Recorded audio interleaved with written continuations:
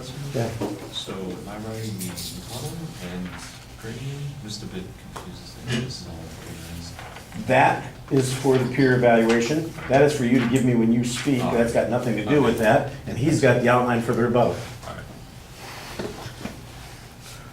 All right. All right, there is a saying about president candidate Donald Trump. He's saying that people like to vote for him because they believe that he says what everybody is thinking. This isn't true. If this is what you think he is saying, you are saying that Mexicans should be deported, that Islamic people should have to wear special identification badges, and that the education should be cut. My main point is that Donald Trump is not only a poor choice of candidate for the presidential election, but he is a dangerous candidate. And my main points are that he is making a mockery of the democratic process, he is promoting racial and dangerous views towards ethnic minorities, and he is swaying the uneducated and Republican voters with propaganda. My first point is that he is promoting dangerous views and racial stereotypes about ethnic minorities. He claims that all immigrants, on October 10th, 2015, he made a point about Mexican-American immigrants. He says they are bringing guns and that they're bringing crime into the United States. This isn't true. More people are bringing in, there's statistics saying that more Mexican Americans are actually leaving the country than entering the country. And a lot of these people are not actually bringing crime at all.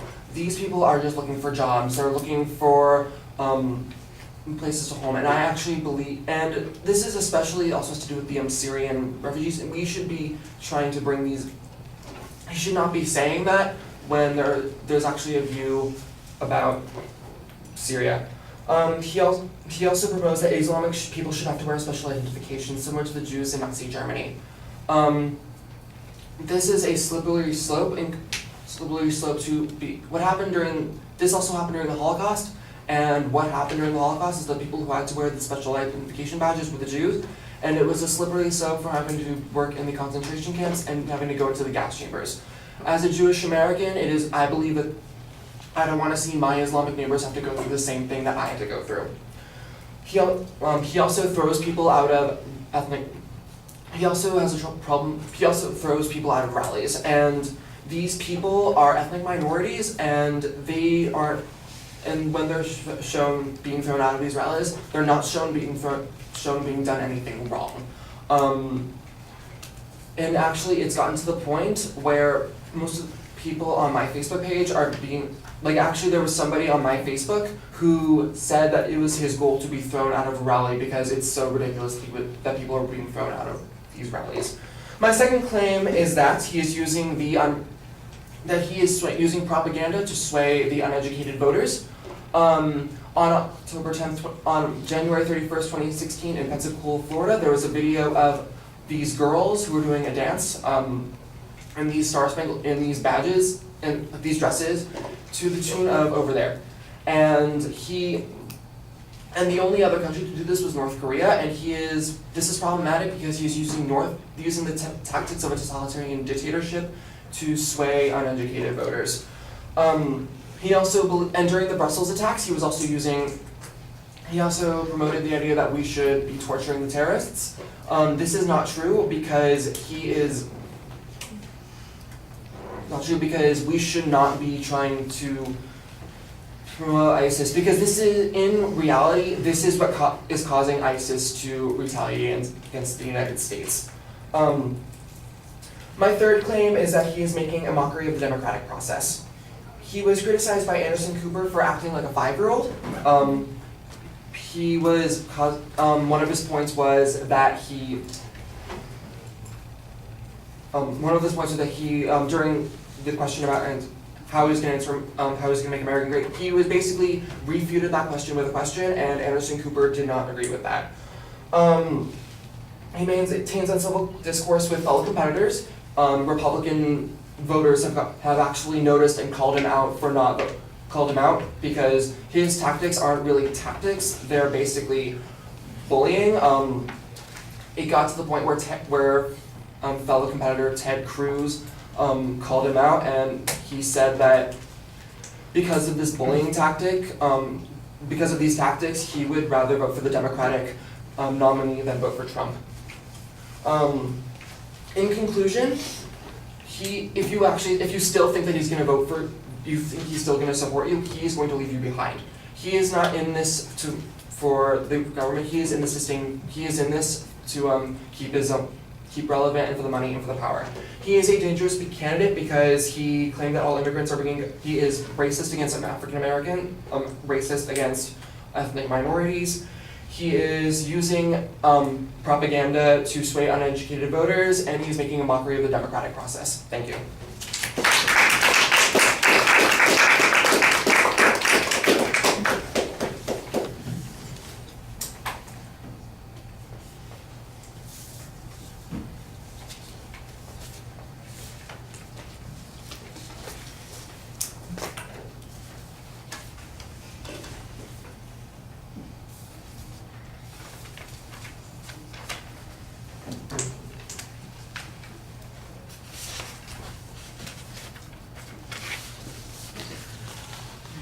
All right, well, the proposition is identified. It's phrased a little bit awkwardly, and it's got complicated dividing points in it. The contents of the speech are previewed reasonably for the audience, although some of the arguments seem to be making value arguments, and you want to be a little bit careful about that. I don't doubt that there's much controversy about it. I think Trump is a polarizing figure, and because of what's going on, that it's pretty easy to see why it's controversial and why people feel passionately one way or the other about him. So I didn't have any problem with that as an issue. The presentation, look, you start off with a preview of the structure, but I didn't think you were very clear in developing those supporting points, or I should say identifying those supporting points as you're speaking about the issues. I can see on the first point where you talk about some of the racial animus and some of the claims that Trump has made, but I think you go off on several tangents here, all of which need a lot more documentation. There's an analogy to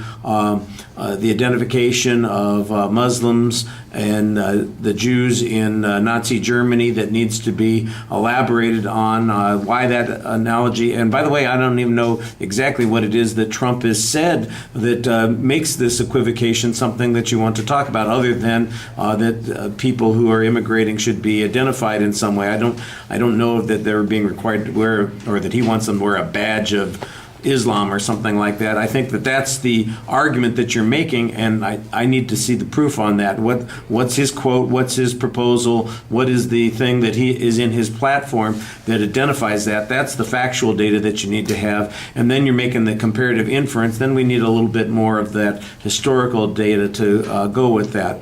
On the idea that he's swaying the uneducated, or that he's using kind of propaganda tactics, that was originally your third point, but in the body of the speech it becomes like your second point, and I think that there's not much clarity. You mentioned some video where people are dancing and singing, and I'm going, what, huh? People haven't been dancing and singing in political ads forever. Why is this propaganda? You equivocated to North Korean tactics, and I have no idea how you got to that conclusion. So I really found that was a problematic part of the speech. And then the argument on the third point really is about bullying more than anything else. And I think that you have a couple of pieces of information here. The interaction with Anderson Cooper and the experience with Ted Cruz, talking about some of the bullying techniques that's going on. I don't know that your proof on the earlier point of people getting thrown out of the rallies accomplishes much for you. I thought at the end of the speech you did a reasonable job trying to summarize the point that you had, but your proof needed to be a little bit more involved, and you need to be in more control of what it is you're arguing. All right, we're rushing a little bit because we have